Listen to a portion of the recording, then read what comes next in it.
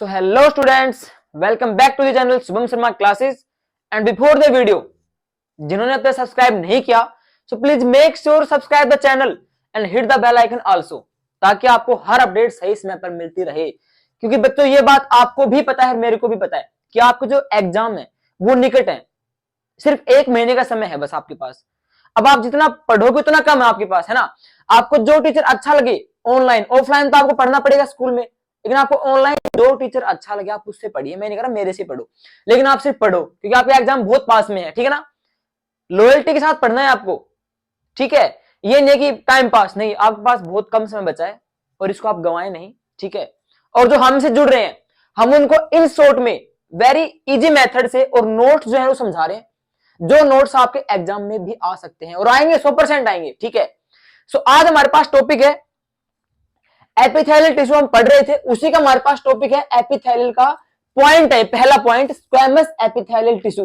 बेटा सबसे इंपॉर्टेंट जो पॉइंट है ना वो यही है, इसके आगे भी, लेकिन सबसे इंपॉर्टेंट ये है। अब आपको मैं इसके एक स्ट्रक्चर बता रहा हूं, देखते आप समझ जाओगे। आपने भाई गांव के बच्चे हैं और जो शहरों की, कोई दिक्कत नहीं है। आपने टाइल्स देखी होंगी, जमीन पर जो टाइल्स बिछाते हैं ना, तो आपने कभी देखा है कि वो टाइल्स देखो एकदम फ्लैट रहती हैं, यानी कि जैसी एक टाइल है वैसी आपको दूसरी मिलेगी, ठीक है। ये नहीं कि एक मोटी है एक पतली है, एक बड़ी है एक छोटी है, सारी आपको एकदम सेम मिलेंगी, ठीक है ना। थिन मिलेंगी, पतली मिलेंगी और फ्लैट मिलेंगी, ठीक है। और उनकी आपको शेप भी वैसे की वैसी मिलेगी सभी की, बस कलर अलग हो सकता है ना।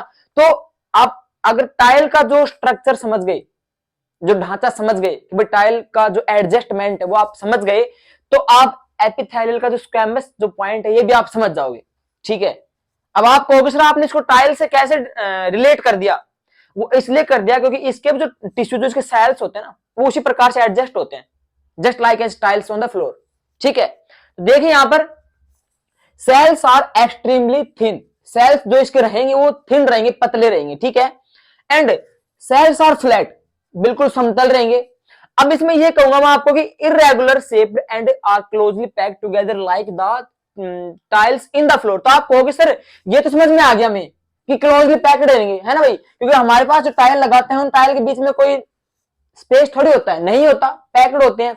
लेकिन आप कहोगे सर ये तो है, सही बात है, लेकिन आपने इसको इरेगुलर क्यों कहा? क्योंकि बेटा एपिथेलियल जो पॉइंट है ना सिर्फ स्क्वैमस नहीं होता, इसके 4 पॉइंट और हैं।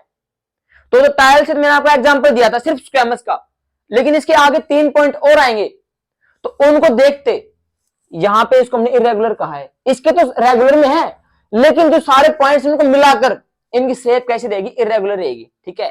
इसकी तो सेम रहेगी, लेकिन इसके 3 भाई और भी हैं, ठीक है, उनको भी लेके आएंगे हम, और इन सारों का कंपैरिजन करेंगे तो सभी की शेप आप कैसी मिलेगी? इरेगुलर मिलेगी, ठीक है ना। तो ये पॉइंट हो गया सभी clear? Okay. Therefore it is also commonly called pavement epithelium, ठीक है। आप कहोगे सर इसको पेवमेंट एपिथेलियम क्यों कह रहे हैं? क्योंकि बेटा इसकी शेप है ना, हमने तुलना किसके साथ की है? टाइल्स इन द फ्लोर के साथ, ठीक है। इसकी तुलना हमने टाइल जो लगी रहती है फ्लोर के ऊपर, उनसे हमने इसकी तुलना की है, इसलिए इसको क्या कह रहे हैं? पेवमेंट एपिथेलियम कह रही है, ठीक है ना। ओके। अब आप लोगों को मैंने ये बताया था कि भाई हमारी जो स्किन है ना, ठीक है, ये स्किन हमको बचा रही है किससे? जम से, केमिकल से, है ना। बाहर जो कीटाणु है वो हमारे अंदर ना आ जाए, है ना, लिबरेट ना, मतलब अंदर ना चले जाए। तो सर कैसे क्या होता है हमको समझाओ, हम समझाएंगे आपको कैसे क्या होता है। देखिए इसके हमारे पास भाई 2 टाइप्स होते हैं, चलो रेड मार्कर से लिखते हैं। एक तो होता है सिंपल, एक तो हमारे पास सिंपल होता है, ठीक है, और एक हमारे पास होता है स्ट्रेटिफाइड। स्ट्रेटिफाइड। अब मैं आपसे कहूंगा कि बेटा, चलो आप मेरे से कहोगे सर सिंपल और स्ट्रेटिफाइड, आपने इसका पॉइंट बता दिया स्क्वैमस का, ठीक है। एपिथेलियम का तो ये है और इसके ये है, किसी दिन इनका काम क्या होता है, कहां होते हैं, इनकी जरूरत कहां कहां पड़ती है और क्यों पड़ती है। शायद मैं कुछ ज्यादा क्वेश्चन पूछ लिया आपसे, कोई दिक्कत नहीं, बताएंगे आपको, सारे बताएंगे। देखिए स्ट्रेटिफाइड तो वो होता है जिसकी आपको लेयर्स मिलेंगी बहुत सारी। जस्ट फॉर एग्जाम्पल हमारे पास मान लो ये सेल है, क्योंकि हमने बताया था आपको स्क्वैमस क्या होता है, जस्ट लाइक ए सीट। तो हमारे पास यहाँ पे सीट होगी, देखिए ये फर्स्ट लेयर हो गई, ठीक है ना। क्या हो गई? ये फर्स्ट लेयर हो गई सेल की, इसमें यहाँ पे न्यूक्लियस आ गए, ठीक है भाई। ये सेल की सेल है पूरा, इसके भाई ये यहाँ पे एक लेयर है सेल की, हो गई। अब इसके ऊपर एक लेयर और आ गई, ठीक है भाई।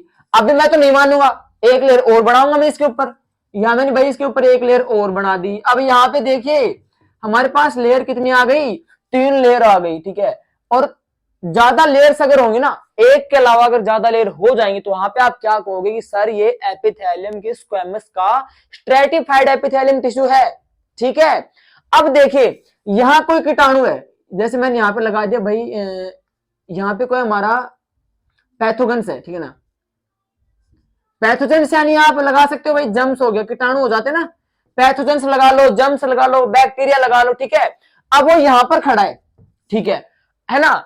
अब वो इस ताक में है कि मैं कैसे यहां तक पहुंच जाऊं और इस बॉडी को नुकसान पहुंचा दूं, ठीक है ना। तो यहां जाएगा, ठीक है भाई। यहां जाने के बाद उसने ये पड़ाव पूरा कर लिया, यहां पे आ गया, ठीक है। अब मैंने तो इसके 3 लेयर बनाए, लेकिन लेयर बहुत सारी होती है, ठीक है। वो तीसरी लेयर में जाएगा, फिर चौथी लेयर में जाएगा, फिर 5वीं लेयर में जाएगा, फिर थक जाएगा, रेस्ट इन पीस हो जाएगा। वो सोचेगा कि यार इसके तो बहुत सारे लेवल है, कैसे पार करूंगा। तो वो यहीं पे अपना भाई जो साहस है ना खत्म कर देगा, और यहां से वापस लौट जाएगा, यहीं पे मर जाएगा।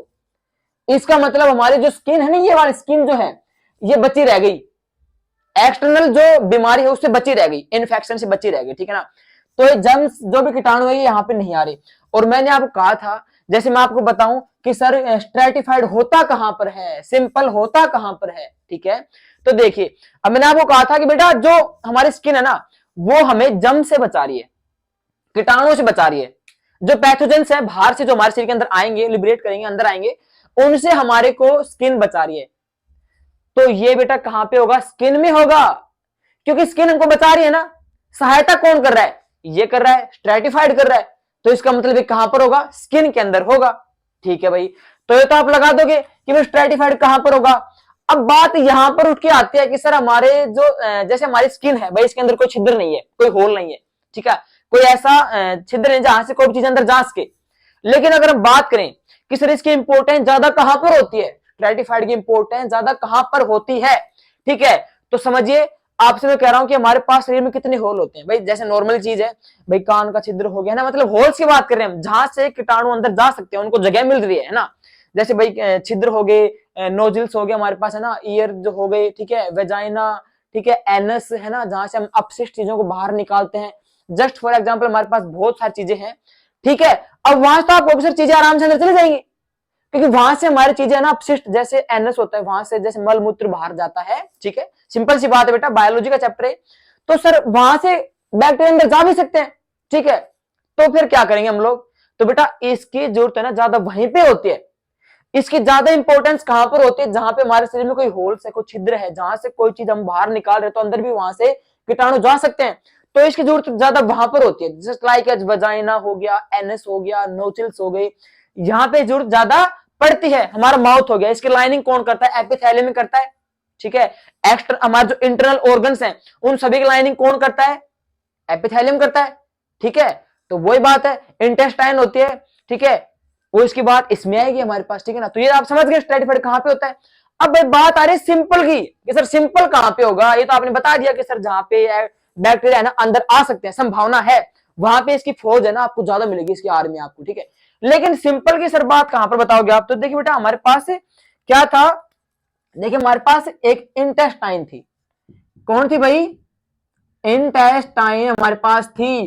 कि सर इंटेस्टाइन तो क्या करती है, सर न्यूट्रेंट जो होते हैं ना, न्यूट्रन जस्ट लाइक जो हमारे पास मिनरल्स हो गए, फैट्स, मतलब फैट्स तो अलग बात है, लेकिन मिनरल्स हो गए है ना, और इन सभी का लिक्विड का एब्जॉर्प्शन, भाई फैट्स भी उसमें आ जाएगा क्योंकि उसका बाद में जूसेस बनने हैं, ठीक है, जो ब्लड में मिलते हैं और ब्लड उनको शरीर के सभी भागों तक पहुंचाता है एनर्जी को, ठीक है। तो न्यूट्रिएंट्स हमारे पास यहाँ पर हो गए, ठीक है। अब सर न्यूट्रिएंट्स का जो एब्जॉर्प्शन है ना सर, वो इंटेस्टाइन करेगी, इंटेस्टाइन करेगी, सभी को आपको पता है। और इंटेस्टाइन की जो लाइनिंग है वो कौन बना रहा है सर, एपिथेलियम टिश्यू बना रहे हैं। इसका मतलब ये ही इसकी हेल्प करेगा इसको एब्जॉर्ब करने में, ठीक है। अब हमको चाहिए ये चीज, ठीक है ना, क्योंकि ये बैक्टीरिया तो है नहीं बेटा, ये बैक्टीरिया तो है नहीं, हमें इसका एब्जॉर्प्शन करवाना है, हमारे मन में है, हमारी बॉडी को मन में है कि इसका तो भाई अंदर आना जरूरी है, अनिवार्य है, ठीक है ना। तो जहां पे हमारे जो ये होता है ना कि इसको तो अंदर आना चाहिए, सिंगल लेयर। अब देखिए यहां पे अगर मान लो हम 3-4 लेयर कर दें, ठीक है ना, हमने इंटेस्टाइन को 3-4 लेयर कर दी, ठीक है। तो आप क्या कहोगे सर 3-4 लेयर है, इसका मतलब यहां पे तो स्ट्रेटिफाइड होगा। और ये न्यूट्रिएंट्स है ना शरीर के अंदर जाएगा नहीं, ये कहेगा मेरी बस की बात नहीं है भाई, मैं बॉडी के अंदर जाऊंगा नहीं, तो हम तो मर जाएंगे सर। जो भी खाना खाएंगे उसका न्यूट्रिएंट्स आएगा एब्जॉर्ब होने के लिए, इंटेस्टाइन करेगी, तो इंटेस्टाइन सोचेगी कि भाई मेरे तो 4-5 लेयर हो गई और न्यूट्रिएंट्स अंदर कैसे जाएगा, ये तो पंगा हो गया, ठीक है ना। तो यहां पे आप क्या कहोगे, फिलहाल तो सर यहाँ पे स्ट्रेटिफाइड है, लेकिन बेटा यहाँ पे फिर कौन होना चाहिए, दिमाग लगाओ बताओ मेरे को, यहाँ पे आप कौन होना चाहिए, यहाँ पे आप कहोगे सर सिंपल स्क्वैमस टिश्यू होना चाहिए। तो बेटा यहाँ पे क्या होगा, ये लेयर नहीं होंगी, ये रोंग रहेगा, यहाँ पे सिर्फ एक लेयर रहेगी इंटेस्टाइन की, यहाँ से कोई मान लो न्यूट्रिएंट्स होगा ना बेटा, वो आराम से जंग करेगा, लड़ेगा और अंदर आ जाएगा बॉडी के अंदर, ठीक है। तो वहां पे हमको एनर्जी मिल जाएगी।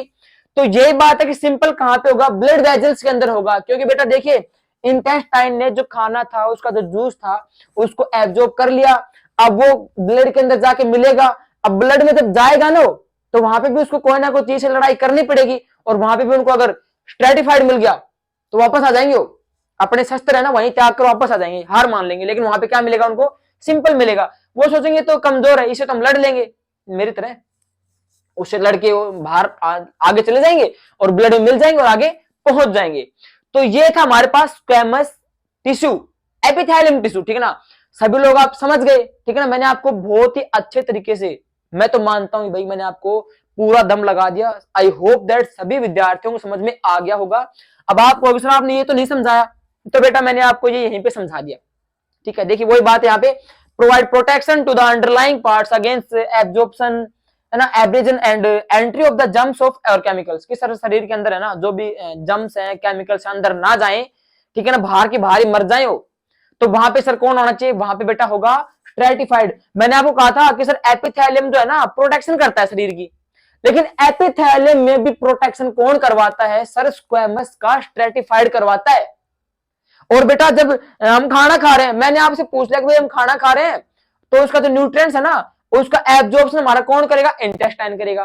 तो सर इंटेस्टाइन तक वो जो जूस पहुंचेगा, तो सर आपने कहा था कि वहां पे लेयर ज्यादा होंगे, तो बेटा वहां पे फिर कौन होगा, वहां पे होगा सिंपल। तो ये हमारा था एपिथेलियल का स्क्वैमस एपिथेलियम टिश्यू। तो आई होप दैट आप सभी को समझ में आ गया होगा, ठीक है ना। सो आ गया समझ में, तो इसको आप उतार लीजिए और नोट्स के रूप में इसको तैयार कर लीजिए, ठीक है। और अपनी क्लासमेट्स के साथ इसको शेयर कीजिए और चैनल को सब्सक्राइब करना मत भूलना, ताकि आपको हर अपडेट सही समय पर मिलती रहे। तो मिलते हैं इसके नेक्स्ट पार्ट में, तब तक के लिए जय हिंद।